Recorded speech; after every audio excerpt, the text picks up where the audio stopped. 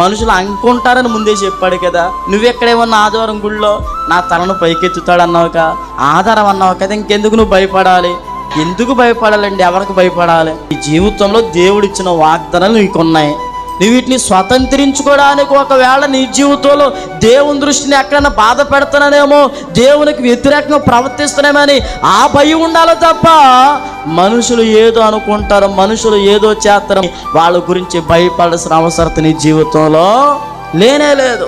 నీ జీవితంలో ఎప్పుడు కూడా దావీదు లాంటి ఎంతమంది ఎలాంటి పరిస్థితులు అనుకుంటున్నా ఒక అనుభవం ఉండాలి. ఏంటి తెలుసా? నేను పడుకుంటాను, హాయిగా పొద్దున్నే మరలేసి ప్రార్థన చేసుకుంటాను. మనుషులనే మాటలను బట్టి కొన్నిసార్లు మనం మనుషులం కాబట్టి చాలా గలుపులు ఉంటాయి. కానీ ఒక లోతైన అనుభవం కలిగిన విశ్వాసిగా నీలో ఎంత బాధ కలుగుతున్నా ఆ బాధ కంటే ఇంకొక పాయింట్ ఎక్కువ ఉండాలి. ఏంటంటే దేవుడు చూసుకుంటాడో, నేను భయపడక్కర్లేదు.